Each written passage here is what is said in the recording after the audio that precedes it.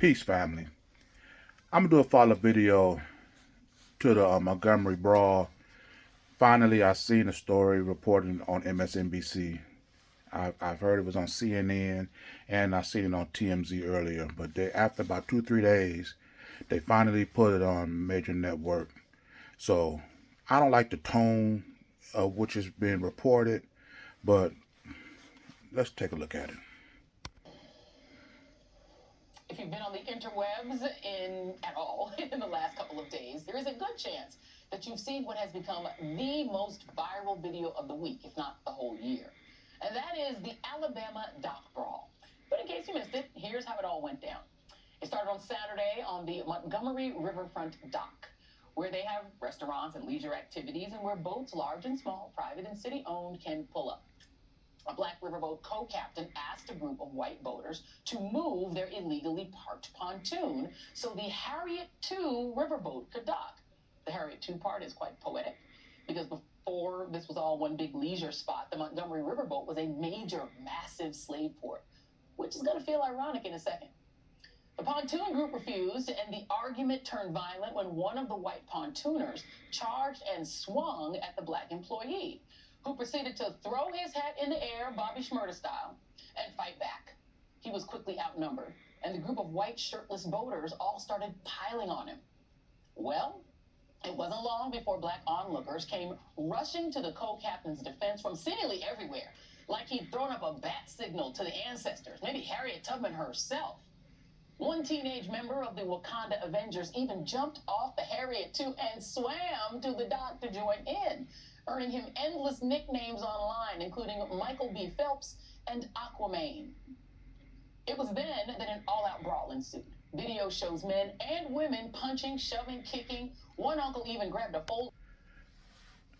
You know, she's making it seem like more of a joke than anything. It's like a humorous reporting, and I don't like this. Is very serious. These people out here basically having a race war. But the serious part is these people have to go to work the next day. And even though the story is just not coming out on MSNBC, everybody knows what's going on. And see, now our brothers and sisters are now exposed because now after you fighting with white people, now the next day you got to go to work with white people. And this is very disturbing to me. But I see my man over here with the chair. When you watch it, you always see something that you didn't see before. And dude was getting busy with this chair, though. That is kind of funny. But let's continue. Cheered them on from the sidelines until the police came to break it up. Today, we learned that 3 of those white men who attacked the riverboat co-captain are facing misdemeanor assault charges. And the story has taken on a life of its own. Memes surrounding the Montgomery mayhem have taken over social media. Folding lawn chairs have been dubbed freedom chairs, hat tip Brittany Packnett Cunningham. Folks are writing songs and odes to the day a group of Alabama bullies on a boat tried it in a small town. Some are even creating their own dramatic reenactments at their local pool. Not to mention there's a hashtag trending called Lift Every Chair and Swing. Joining me now is the mayor of Montgomery, Alabama, Stephen Reed, and Michael Harriet, columnist for the Griot, host of the Griot Daily Podcast, and author of Black AF History. Thank you both for being here. Mr. Mayor, I do want to start with you. Give us an update, please, on the arrests and whether all of those who are going to be charged have turned themselves in. First, Joy, thanks for having me. Really appreciate it. Really appreciate all the work that you and your staff do each and every day. Big fan and follow both you and Michael. So far in this, we've had one person that is in the custody of law enforcement, 2 others who are not at this time.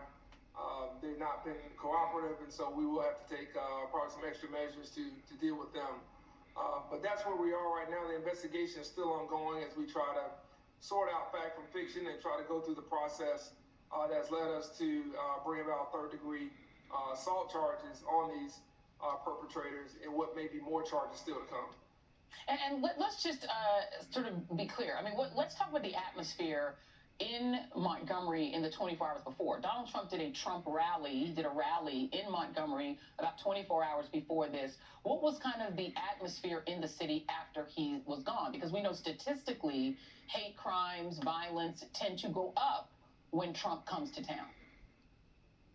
Yeah, I don't think that having the former president here helped anything as it relates to his rhetoric and the action that he has taken. I don't think that helps discourse. I don't think it helps the environment overall when you consider what's happening in Alabama this time with our state legislature rejecting the Supreme Court's order to draw a second congressional district. There's a lot of tension in the air right now politically.